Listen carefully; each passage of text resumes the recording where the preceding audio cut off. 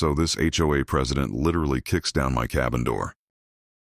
Right when I'm having a beer with the state's attorney general. 6 felonies. In front of the one person in America who could throw her ass in prison. I'm talking full-on wood splintering, designer heels clicking on broken glass. The whole 9 yards, this woman in her $1,000 blazer. Reeking of that aggressive perfume, that probably cost more than my truck payment. Storms into my grandfather's cabin, screaming about violations and jurisdiction like she owns the place. Zero clue who she just barged in on. Zero clue. She's live-streaming her own arrest warrant to 3,000 followers. 6 months earlier, I thought Karen was just your typical power-drunk neighbor. Turns out she was running a $250,000 embezzlement scheme, and I was about to accidentally burn her entire criminal empire to the ground. What would you do if some HOA psychopath invaded your private property during the most important meeting of your life? Drop a comment below and tell me where you're watching from. I guarantee half of you have dealt with these neighborhood dictators before. Let me back up and tell you how this whole nightmare started. 6 months ago, life was pretty damn good. My name is Marcus Henley, I'm 52. And after 30 years of crawling through muddy trenches, installing power grids across 3 counties, I'd finally earned my retirement. The crown jewel, my grandfather's fishing cabin on Clearwater Lake. 2 acres of pure heaven that old pop bought back in 1963 for $800, can you believe that? $800 for lakefront property. That's now worth more than most people's houses. This wasn't some fancy McMansion. Mind you, we're talking hand-hewn logs. A stone fireplace that Pop built with his own calloused hands, and a screened porch that creaked in all the right places. I'd kept it completely off-grid by choice, solar panels humming quietly on the roof, well water that tasted like childhood memories, and a septic system that actually worked better than most city setups. The morning mist rising off the lake each day reminded me why Pop chose this spot. He used to say the land picks you, not the other way around, smart man. He also used to say, Marcus, when someone wants your land real bad, find out why, because it's usually worth more than they're telling you. Then she showed up. Delilah Cromwell, though everyone just called her that. HOA psycho. Rolled into our peaceful lake community like a tornado, in designer clothing. 58 years old, fresh from some California subdivision, where apparently being neighborhood dictator was a full-time career. She drove this pearl-white Escalade with vanity plates that read, Rule 1, I kid you not, and wore her HOA president badge on her blazer like it was a sheriff's star. The woman had one mission in life, transform our rustic lakefront into what she called an upscale resort community. But here's what I didn't know then. 3 elderly couples had already sold their cabins to interested buyers within 2 months of her arrival. Funny coincidence, right? Her first act of war came on a Tuesday morning. I'm sitting on Pop's porch, drinking coffee and watching a pair of loons teach their babies to dive, when I hear these sharp clicking sounds on my wooden dock, designer heels at 7:00 a.m. on my private property. 10 minutes later, she's taping this official-looking notice to my screen door. Violation citation. Unsightly dock structure damaging community property values. Fine $500. Compliance required within 72 hours or daily penalties will accrue. I had to read it twice. My weather dock, the same one Pop and I had reinforced together when I was 12, was apparently an eyesore, threatening the entire neighborhood's real estate market.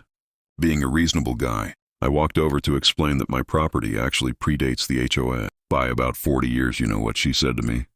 Standing there in my own driveway, hands on her hips like she owned the place. Everyone on this lake answers to me, sweetie. Ask the Hendersons how well fighting me worked out for them. The Hendersons, my elderly neighbors, who'd mysteriously decided to downsize last month after living here for 23 years. The pieces weren't clicking yet, but something cold settled in my stomach. That's when she started her photography session, circling my cabin like a real estate appraiser, snapping pictures of my solar panels, my vegetable garden, even my grandfather's hand-carved porch railings. The smell of her chemical air freshener, wafting from that idling Escalade, made me want to gag by the end of the week. I had 3 more citations. Each one came with escalating fines. Each one made it crystal clear that Delilah Cromwell had declared war on everything my family had built. On this land, I figured I was dealing with your typical power-tripping neighbor. Annoying, sure, but manageable. What I didn't know was that I just painted a target on my back, in a game much bigger and more dangerous than petty HOA politics. Pop's words echoed in my head. Find out why they want your land. I was about to find out why, and it would change everything. Karen didn't waste time escalating to the big guns. 3 days after my compliance deadline passed. Because seriously, I wasn't tearing down Pop's dock for some wannabe dictator. A certified letter arrived that made my coffee taste like ash. Cease and desist violation of community waterway regulations. The letterhead read Blackstone, Meyer & Associates, one of those fancy law firms where the partners probably charge more per hour than I made in a month. The legal gibberish basically said my dock was illegally extending into community waterway, and I owed $3,000 in retroactive violation fees. Plus, they were threatening to slap a lien on my property if I didn't pay up within 10 days. My first instinct was panic. These people had lawyers, I had a toolbox and a bad attitude.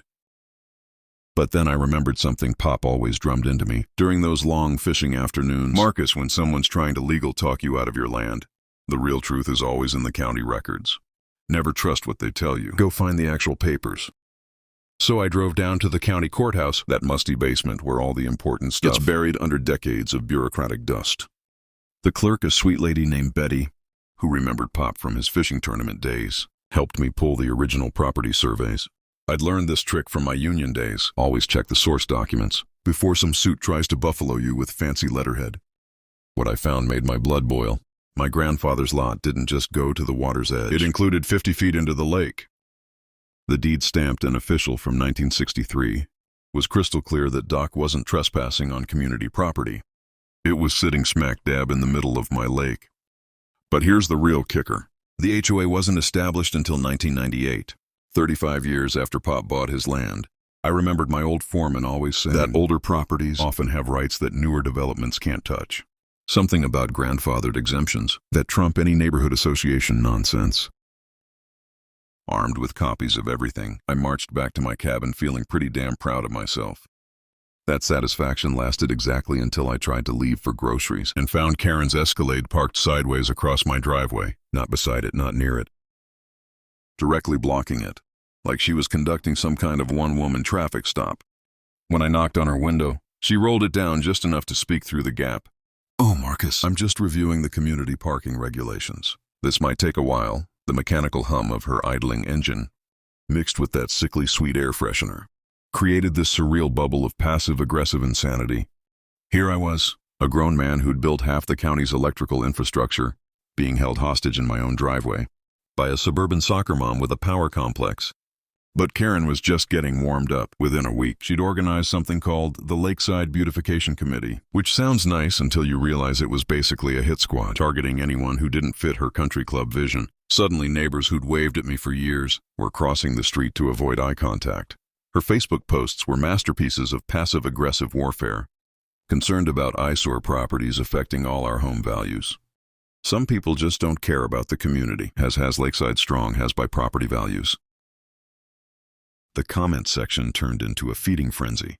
People I'd known for decades were suddenly experts on property law, parroting Karen's talking points like she was some kind of real estate prophet. 3 of my neighbors actually apologized to me privately. Tom and Susan Martinez pulled me aside during my evening walk and confessed that Karen had strongly suggested they complain about my property or face their own citation blitz. Apparently she'd already targeted old Mr. Peterson for having non-regulation window boxes and threatened the young couple with the baby over their unsightly playground equipment. "She's got something on everyone," Tom whispered, glancing around like Karen might be hiding in the bushes with a camera. "Her husband works up at the state capitol, connected, political stuff." That hit me like a cold slap. This wasn't just neighborhood drama anymore. This woman had reached beyond our little lake community. That night I found orange spray paint covering my mailbox. Bright aggressive strokes that spelled out comply or leave. My security camera, solar powered and hidden behind a pine tree, caught everything, including Karen's license plate as she drove away at 2 a.m. When I called the sheriff's office the next morning, guess who showed up? Deputy Chad Cromwell, Karen's nephew. He took one look at the vandalism report, shrugged and said, "Probably just kids, you know how they are." The rough texture of that spray paint under my fingers, as I tried to scrub it off, felt like sandpaper against my soul. Pop used to say sometimes you need bigger guns for a bigger fight. Time to find some bigger guns. Karen's next move came disguised as civic duty. which somehow made it even more infuriating. She'd figured out that direct confrontation wasn't working, so she decided to weaponize the entire county bureaucracy against me. It started with a polite knock on my door from Building Inspector Dale Morrison, a guy I'd actually worked with on several projects over the years. The awkward look on his face told me everything I needed to know before he even opened his mouth. "Marcus, I'm real sorry about this, but I got a complaint about unpermitted structures on your property. You know, I have to follow up on these things." 3 hours later, Dale had crawled through every inch of my cabin with his clipboard and measuring tape. His conclusion, everything was not only up to code, but actually exceeded current safety standards. Pop might have been old school, but he'd built things to last. "Whoever filed this complaint," Dale muttered as he packed up his gear, "either doesn't know what they're talking about, or they're just trying to waste everyone's time." The next day brought Environmental Officer Janet Bennett, investigating reports of my septic system, contaminating the lake ecosystem again. Perfectly functioning, better than most new installations. She admitted then. Fire Marshal Bob Rodriguez showed up to examine my solar panels for hazardous electrical violations. Clean bill of health there too. Each inspection cost me a day of peace and a chunk of my retirement sanity, but more importantly, each false report was creating an official paper trail that made me look like some kind of problem property owner. I remembered something my union rep used to warn us about. Bureaucratic harassment was a classic tactic because it looked legitimate on paper, even when it was pure malicious bullshit. While I was dealing with the inspection parade, Karen was busy playing her media game. She'd managed to get herself interviewed by Channel 7's Community Spotlight segment, positioning herself as this concerned citizen fighting to protect our family-friendly lake environment. The new story was a masterpiece of selective editing. She showed carefully angled photos that made my cabin look like some kind of backwoods shack, talked about dangerous conditions threatening children's safety, and painted herself as a brave advocate, standing up against irresponsible property owners. What really got my blood boiling was watching her stand on my dock, the one she claimed was illegally trespassing, while she delivered her concerned citizen performance for the cameras. The crisp sound of my phone, buzzing with angry texts from neighbors who'd seen the story, felt like machine gun fire. Half the lake community now thought I was some kind of environmental menace. But here's where Karen made her first real mistake. She got greedy. My old buddy Jake Martinez from the Electricians Union called me up after seeing the news story. "Marcus, that lady's full of shit and everyone knows it. You built half the clean energy infrastructure in this county. Hell, your solar setup is the one I use as an example when I'm training apprentices." Within 2 days, Jake had organized a parade of my former coworkers to drive by and inspect my property. Turns out having 20 master electricians publicly vouch for your work tends to shut down the hazardous installation narrative pretty quick. That's when things started getting interesting. My lawyer buddy Chuck Davis, we'd gone to high school together, stopped by for a beer, and mentioned something that made my ears perk up. "You know, Marcus, the Attorney General's office has been investigating HOA corruption cases across the state. Several communities reporting similar harassment patterns to what you're describing." "What kind of patterns?" I asked, though I was pretty sure I already knew the answer. "Elderly homeowners getting hit with frivolous citations, property values artificially driven down, mysterious buyers swooping in with cash offers. Ring any bells?" It rang every damn bell I had. Chuck explained that these schemes usually involved someone with political connections providing cover. While the harassment campaign drove out longtime residents, the properties would then get flipped to developers. For massive profits, the AG's office is looking for witnesses. Chuck continued, "People who've documented the harassment and can prove the pattern. Someone like you might be exactly what they need." The mechanical hum of my refrigerator seemed unnaturally loud as that information sank in. Karen wasn't just some power-drunk neighbor. She was potentially part of something much bigger and more systematic. That night I started a detailed log of every interaction. Every citation, every inspection that had mysteriously appeared on my calendar. I also started researching Karen's background more carefully. Turns out her husband Robert Cromwell wasn't just some minor state employee. He was the Democratic Party treasurer, a position that gave him access to development plans, zoning changes, and political favors across multiple counties. The smell of fresh coffee mixing with morning lake air usually calmed me down, but now it just reminded me how much I had to lose. This wasn't about HOA fees anymore. This was about whether I'd be the next victim in someone else's get-rich-quick scheme. Karen's next phase made everything that came before look like a friendly disagreement. She'd apparently decided that bureaucratic harassment wasn't moving fast enough, so she switched to full-scale character assassination. It started with a Facebook post that made my stomach drop. Urgent safety concerns about aggressive behavior. From lakefront resident, please keep your children away from the Eastern Shore area. We'll be filing for protective measures. Hatch Lakeside Safety Nash. Protect our kids. Aggressive behavior me. The guy who helped organize the annual kids fishing derby for 15 years running within hours. That post had been shared 43 times. The comment section turned into a digital lynch mob of people who'd never even met me, all convinced I was some kind of dangerous lunatic, based on Karen's carefully crafted victim narrative. I always thought something was off about that man. Heard he threatened an HOA board member. Thank God we have brave people like Delilah looking out for us. The really sick part, half these comments came from profiles with generic stock photos, the kind of fake accounts that political operatives use to amplify their messaging. Karen wasn't just spreading lies. She was orchestrating a professional smear campaign.